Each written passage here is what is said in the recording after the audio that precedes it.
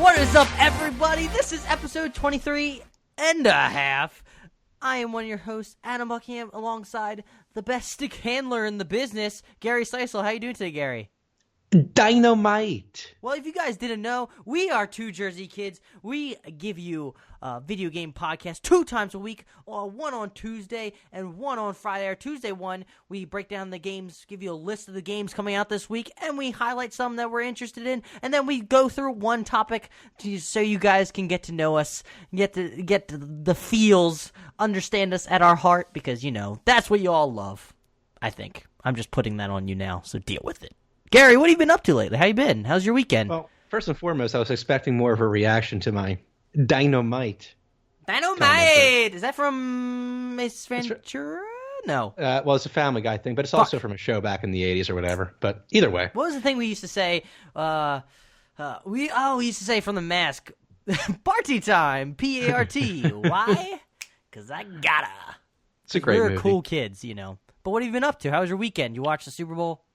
Yeah, the Super Bowl was crazy. I'm not really much of a big football fan, but that was a great game, or at least a great quarter and a half.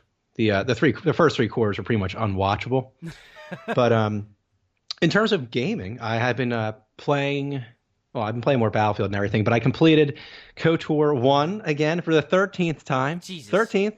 Oh, you know for certain how many times you completed that game? Yeah, I counted all the saves that I had, but of course.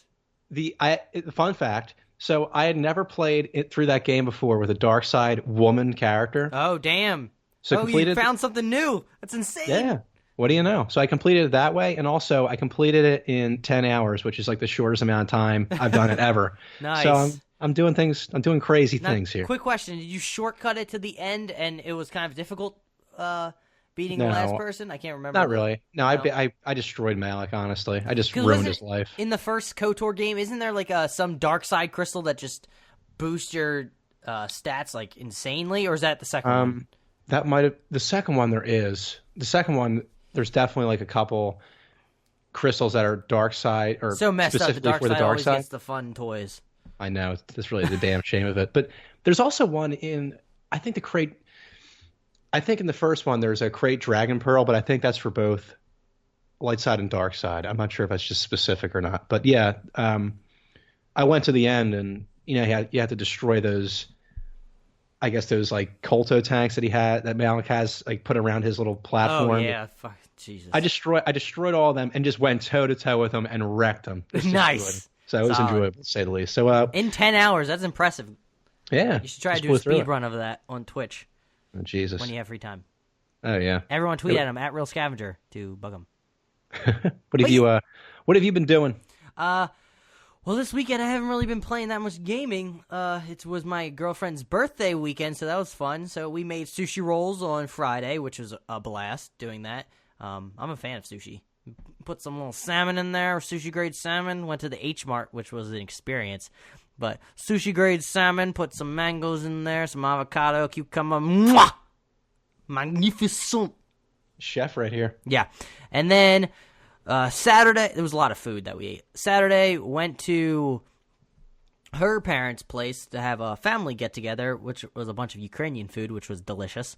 And then Sunday was a Super Bowl party with some of our friends. So, yeah, it was a non-gaming weekend, unfortunately. What's up? Well, I was going to say, I did drink a little much yesterday. Not too much, but I drank a little bit. Did you get white girl wasted? No, that would be a complete no-go, especially because I had to drive. So, but the worst part about it is that don't drink and drive, folks. That's what we're telling you. The worst part about it is today. I always work out Monday, Wednesday, Friday, and I do a full body workout every time.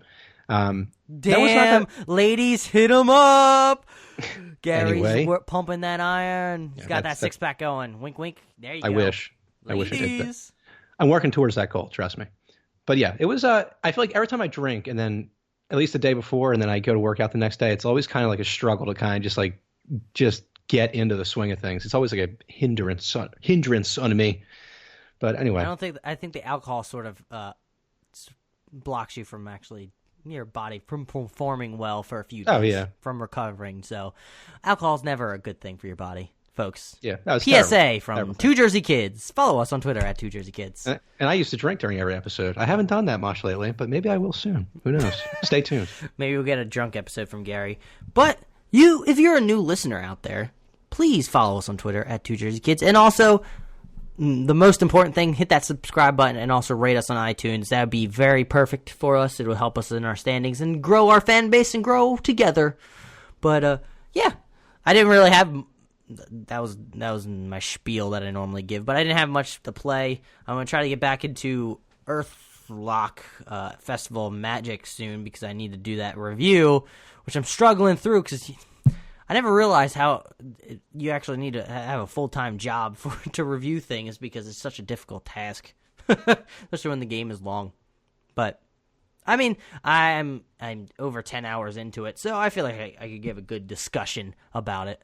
Yeah, that was a great thing about The Flame and the Flood, and the fact that game was not really that long and time consuming. It was pretty to the point. Yeah. You can get a hang of everything, get an idea of what everything going on in the game.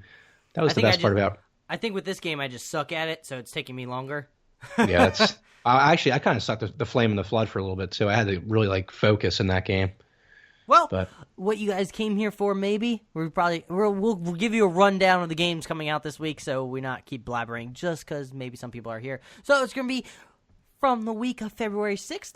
That's this week to the 11th. Starting off on Monday, February 6th, we have How to Survive coming to the PS4, and then also So Many Me coming to PS4, which is actually kind of a cute puzzle platformer that I saw, where you gather people together, change into different shapes, and you can jump off different people and you're following each other. It makes sense when you watch the video that we posted on twojerseykids.com. It'll be the first one there. You can find all of these.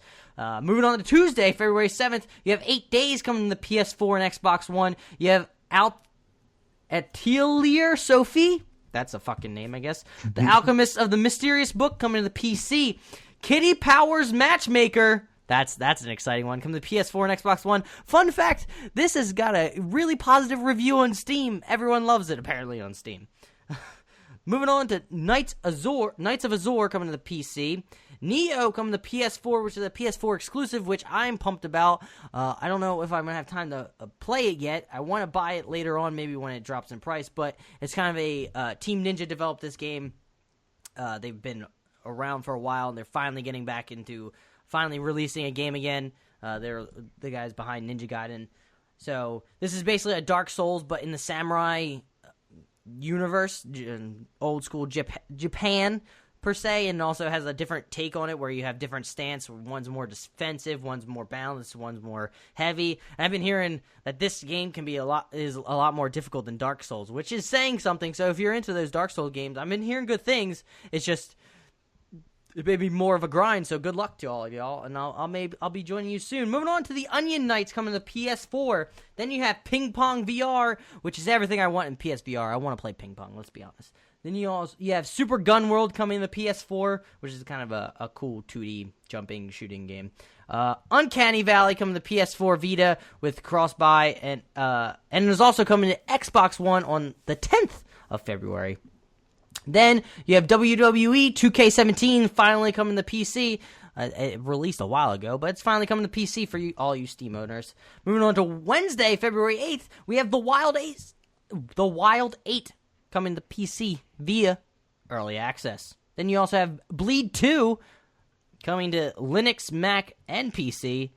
That's kind of a cool 2D. It's like fast-paced, kind of reflex shooting with the mouse. It looks pretty rad, not gonna lie. Then we're on to Thursday, February 9th. Quarantine coming to PC via Early Access, and Brutal also coming to PC. And Brutal was originally released on the PS4, which is kind of a cool dungeon crawler game, so check it out. The one I would highlight the most is Neo, because it's a Dark Souls style game set in a cool Japanese old school world with samurais, which is pretty rad, which I'm always into. Gary, did any of those stick out to you? Did you look at the list this time? I actually have looked at the list, but I don't know. He did something, folks. But unfortunately, I don't know. I really didn't see a lot of games that really kind of jutted out to me and really caught my attention. So I'm not gonna. I mean, Ping Pong VR sounds kind of fun, but I don't really know if I'm gonna run out right now and buy a VR and then buy it. Gary. So yeah, so that's Gary, pretty much it. So Gary, let me speak. Damn it, this is my podcast. Let me speak. But actually, I'm going to throw it to you to speak. So, since we're doing this new type of show, I'll just throw it to you now for each week to let us know what are we going to be talking about, what are we discussing, what are we going to shoot the shit about. All right. So beforehand, I had pretty much written down a ton of ideas for what we would do on each of these shows. So tonight, we're going to be discussing the most disappointing game purchase, or purchases if you've had multiple disappointing game purchases, and I'm very sorry to hear that, Adam. But anyway, should I lead off here? Do you want me to take the wheel? Yeah, take the wheel, All Gary. Right. So my game that I picked, so I had a main game that I chose and also a couple honorable mentions, which I'll just kind of brush over. But the main one that came to mind when I thought of my most disappointing game purchase was a game called Alpha Protocol. Oh, okay? I think you've told me this before. Oh, yeah. I bought this game back for the Xbox 360. I think I actually mentioned it a little bit in a previous episode somewhere along the line. But so I guess it was around 2010. That's when the game came out. That I was kind of looking for a good RPG to kind of get into again. And I saw that Obsidian had come out with a new RPG. So I'm like, oh, well, I've had experience with Obsidian before, KOTOR 2, which we talked about last episode, coincidentally. So I decided I would take a chance in this game. Now, before I actually got into the game, I heard some mixed reviews. People were kind of wishy-washy on it, weren't too crazy. I'm looking on Metacritic right now, and it's got a 64 for PS3, which is very mediocre, but... Well, it is... Well, I'll explain what happened in my experience, which is pretty terrible. No, actually I didn't. I went into this game with actually no real expectations. I will say that. And at first I was pleasantly surprised, but then I was immediately pissed off. So just for everyone that isn't really familiar with this game, I kind of wrote up a short little summary of what this game is about. So basically you're Mike Thornton. You're a secret agent. You're cast out by his government. He has information that is needed to prevent an international catastrophe, and he's faced with several key decisions, each one affecting him personally and ultimately determining what he will become as an agent. So unfortunately for Mike Thornton, he's betrayed by the U.S. government and all his close, I guess, counterparts. That fucking government always comes back to bite you in the ass.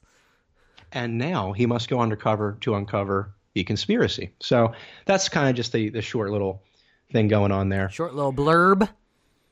So when I first started this game, I thought it was fun. It was challenging, but it was beatable at the same time. I thought that the dialogue was really good. That's actually one of the things that a lot of people praised about the game was the dialogue options and how it was kind of ahead of its time, I guess. So that was pretty cool. But unfortunately, I kind of ran into a few flaws, which were game breaking. First of which being, well, it was the way the game was made, unfortunately. The combat system in the game was really poorly made. It was kind of half-baked, kind of reminded me of, in some ways, KOTOR 2. Damn, you throwing shade at KOTOR 2? No, what I'm saying is, with how that whole game went down, where there was pieces missing from the game, and it wasn't as polished as it could have been, this is kind of how it was in this game as well. So the combat experience was pretty awkward. What type of combat? What type of combat was it? Was it like KOTOR, where you're just going in and just picking what you're doing, and it's just simulation combat, or do you have control of it, kind of like Mass Effect style?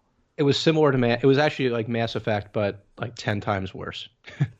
It was basic gunfighting, third person shooting. But yeah, it was just really, really awkward. Cover system was pretty terrible in the game, if I remember correctly.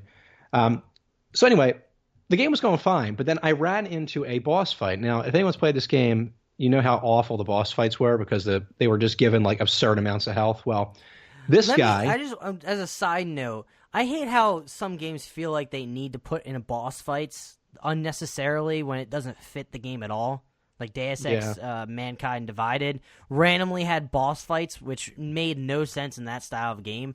So did the boss fights at all feel like they were necessary, or is this just kind of dumb?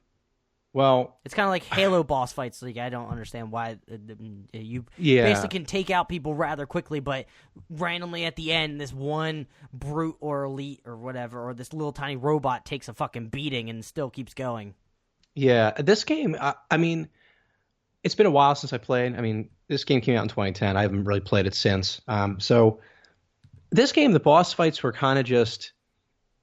They were just poorly designed. That was the problem. I don't really know if it interrupted the flow of the game at all or really messed it up, but it was just so poorly designed, and I'm going to get into that right now, actually. So basically, I thought that I could look past the whole combat thing at first, but then I ran into a man named Constantine Braco, who was an infamous mafia lord. Such a solid name.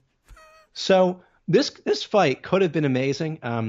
They actually did a good job, I thought, with like the atmosphere of the fight. They had like great 80s rock and roll music playing during the whole thing. It was pretty cool, I will say that. But like I said, it's memorable. It's still in your head.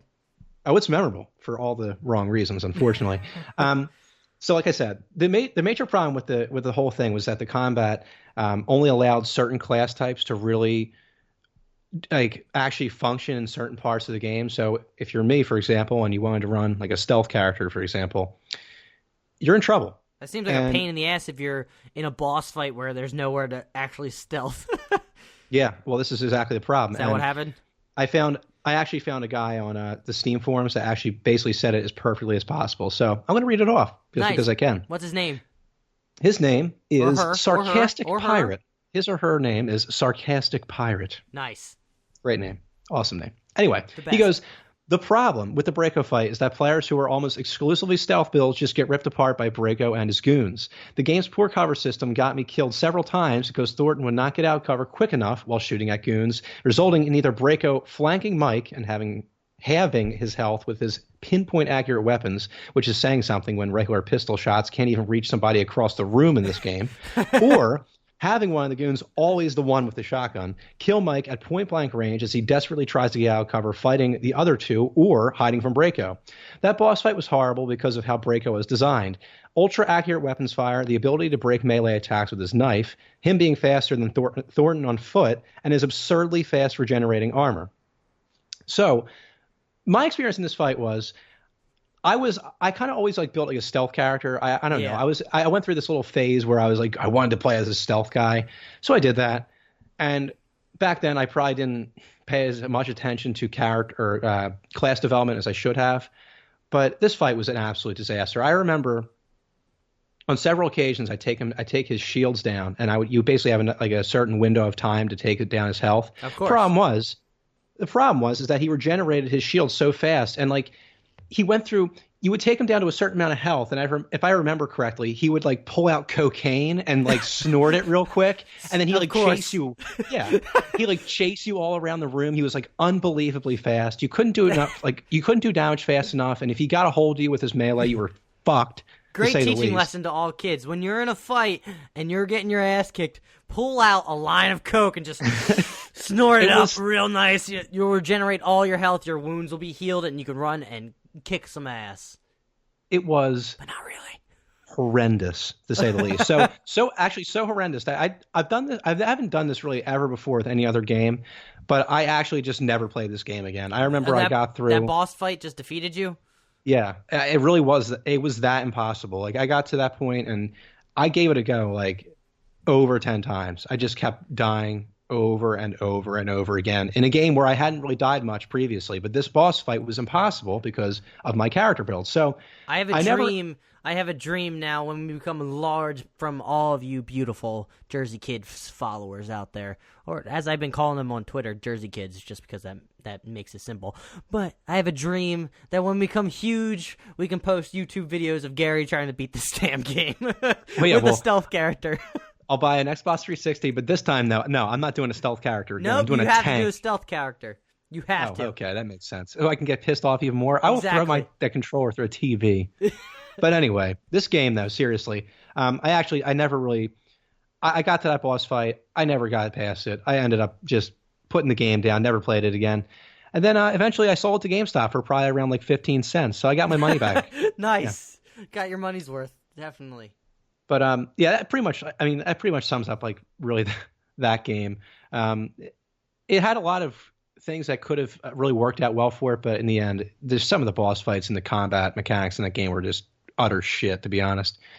So for honorable mentions, anyway, I have Black Hawk Down, which is for the original Xbox.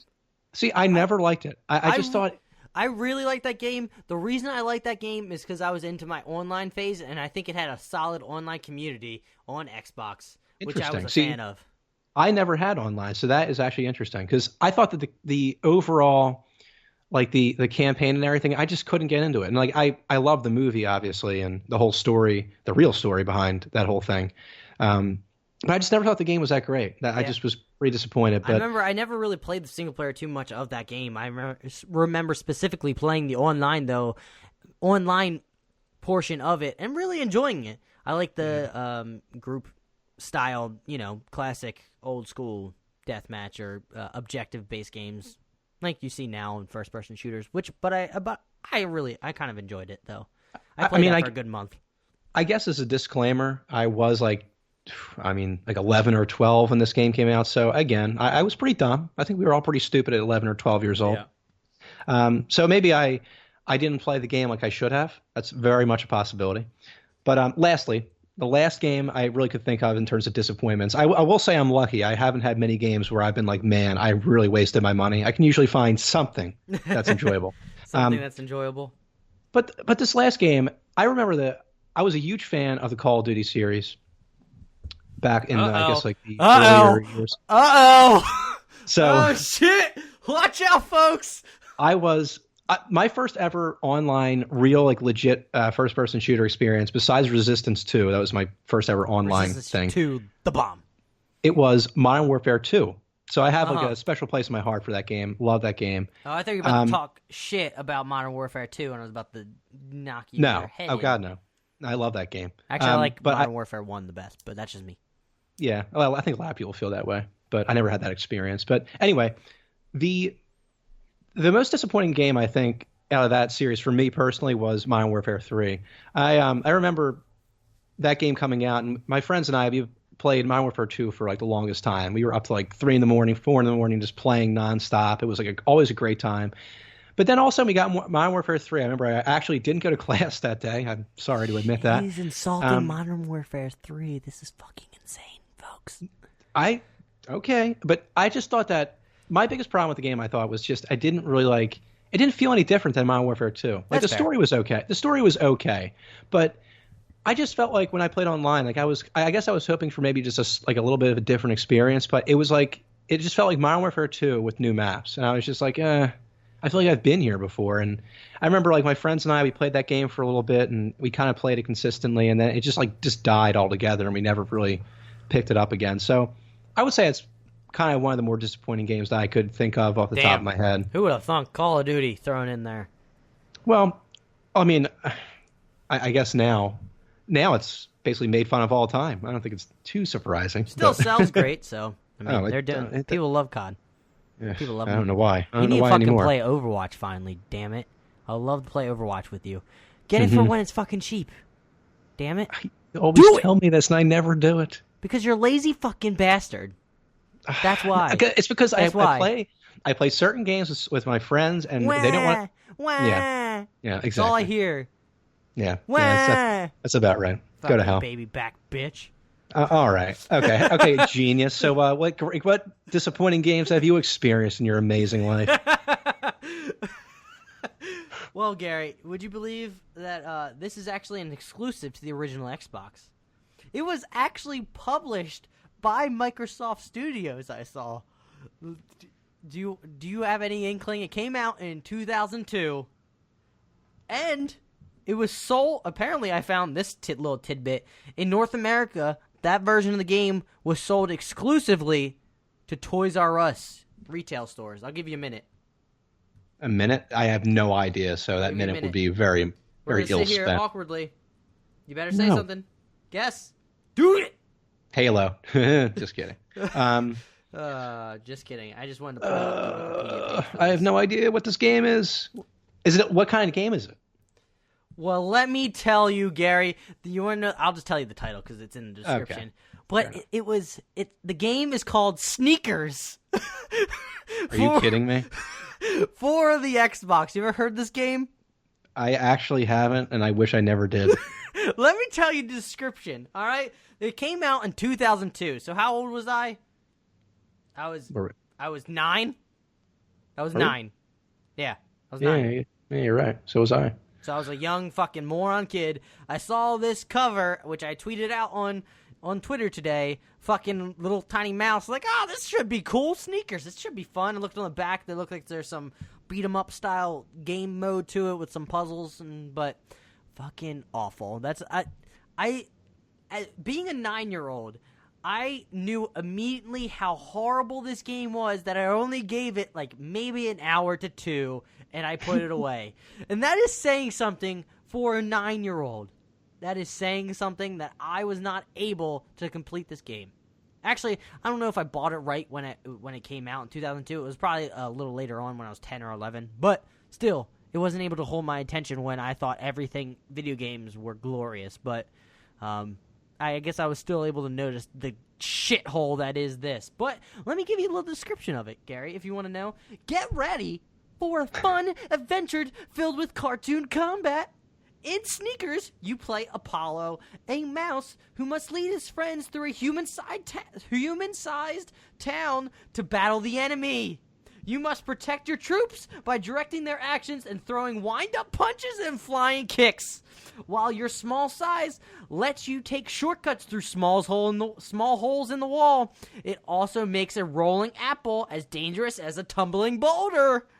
Only those with cunning and quick minds can leave victorious. No one fucking left victorious while playing this damn game. Let's be real.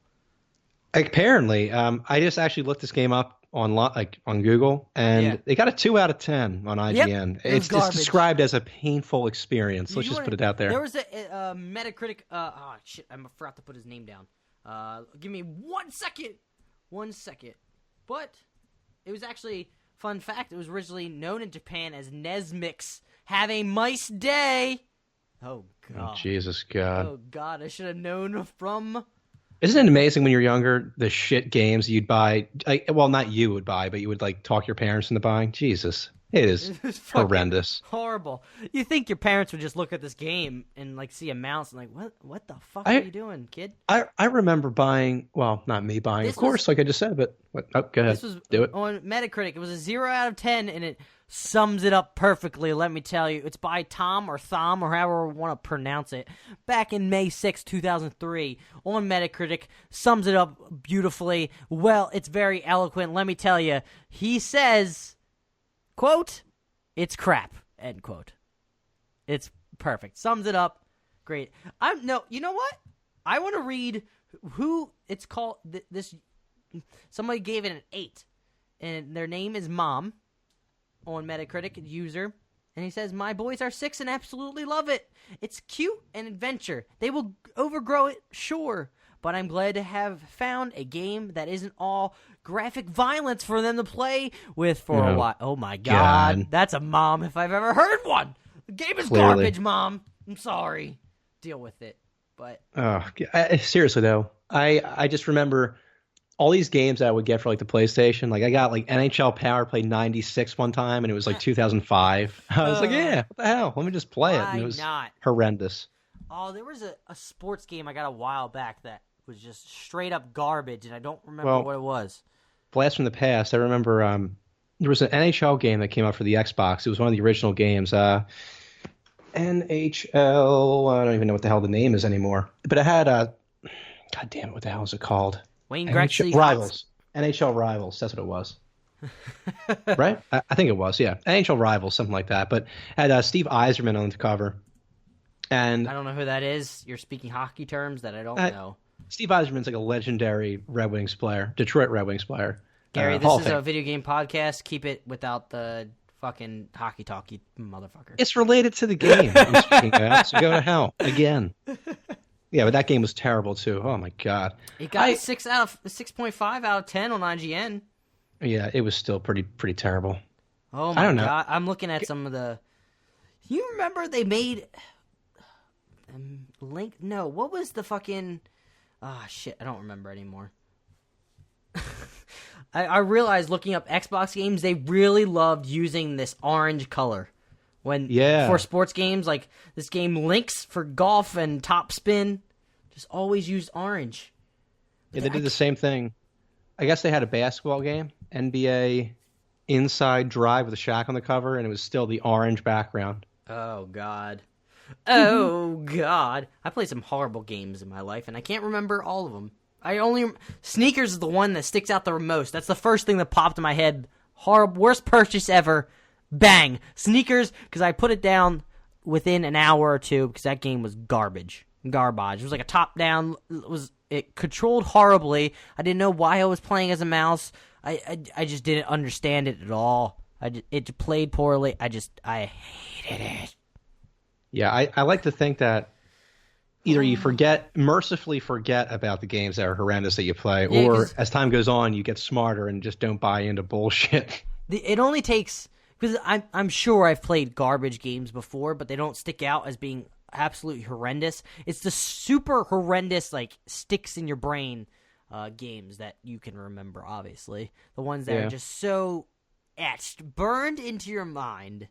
Well, see, that's the really disappointing thing about the whole Alpha Protocol thing is that the game really wasn't awful, but that one part just caused me to put the game down, never play it again. So that one part made this the worst purchase ever. Well, not any other game. You have a large fucking stack by you. I do. I mean, honestly, yeah. I mean, I can't. I don't know if it's like the worst game or worst purchase. I guess it would have to be. I can't think of anything else that could top it, to be honest. I really can't.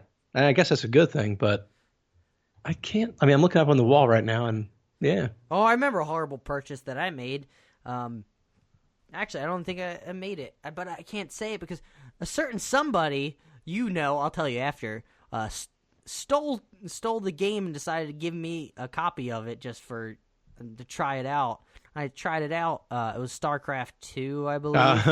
Yep, I remember that. You remember that? And I didn't realize that it doesn't work with the. I think I had a Mac desktop at the time. It's like it just didn't work with what I had so far, and I was like, well, this is fucking pointless. This is. Yeah, I looking up on the wall right now. Actually, I can remember. That's the worst. Is when you make a purchase for a game. This is back when Steam didn't have it wasn't Steam. There was no Steam, so you just had to go off the system requirements on the back of a box, and you don't really know what they are when you're a little kid, and you get it so hyped, and you just fucking come back, and the game is just trashed. It doesn't work. It doesn't work at all. I had a few. I think back in the day, the computers I had always could run the computer games I would buy at least the minimum settings.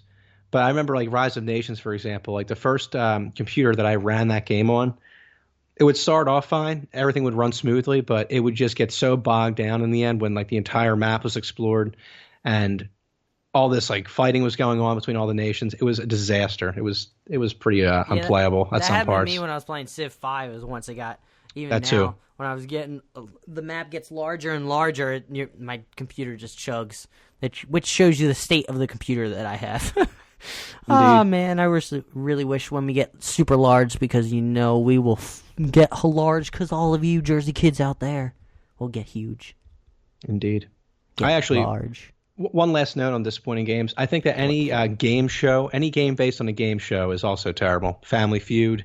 I actually, believe it or not, have that as a game on PlayStation. And Who Wants to Be a Millionaire? Like a horrible purchase. Oh yeah, it was pretty awful. Pretty terrible. Who Wants to Be a Millionaire could have been. It was kind of fun. I had it for the PC. Did you ever play Family Feud on the iPhone when it recently came out? A while back. I played that while I was in classes sometimes, just for shits and gigs. That was fun. Yeah. But that's all I got. I can go off on tangents all the time, but we're at 30 minutes, and I don't know if I want to go into it. Random thing before I go, because it's just in my brain. Do you watch G4 back when you were younger? Occasionally. Why? I remember this show called The Arena. I used to love that show. They would always pit two teams against each other, and they would always play these set games like Quake and Jedi Jedi Masters. It was a freaking great game, or great show that I loved. It was actually TVM. So randomly one day when my mom caught me watching it, they dropped the curse. Said, "What are you watching?" I'm like, "Oh, well, I guess my time of watching G4 is done." But I still watched it. I just didn't watch it around her. What a badass! I'm such a badass. I was a badass kid. What do you know? I'm still a badass. What up, Gary? Step up. Well, on that note, this has been Two Jersey Kids. I'm not even responding to that. This has been Two Jersey Kids, episode 23 and a half. I have been one of your hosts, Adam Buckingham, alongside the best stick handler in the business, Gary Seisel. Before we go, just like to say thank you again to all of you. You all are beautiful. Gary, you have something to say before we go? Say it. Thank you all, actually. The last episode, the first of these style of episodes, did really well. Has been doing well. Thanks to all you great people out there downloading it, listening to us, giving us a chance. To all the new listeners, we really appreciate it. Looking forward to seeing you guys on Friday. I know Allison sent us a fan of the podcast, Allison Lodato, sent a direct message saying she liked this setup. So we're happy to keep providing it for you. Get you real deep into our feelings. Get you real deep in there because we like it deep, Okay. Sorry. Cut. This has been Two Jersey Kids. Thank you so much. Please remember to follow us on Twitter at Two Jersey Kids, and also subscribe to the podcast on the podcast app service that you use, and then go over to iTunes and please give us a 5-star rating. We don't want any of these 2-star BS. Just kidding. If you think we're 2 stars, give us 2 stars. Give us feedback to let us know what we can do better. But if you love us, please give us those 5 stars. We'd really appreciate it. So we'll be here 2 times a week, every Tuesday and Friday. Be on the lookout for the Friday episode where we breaking down all the news that have been going on since last week. I have been Adam. Gary, say bye. Peace. Thank you all for being here. We love you. Seriously. Keep playing those games, guys. Bye.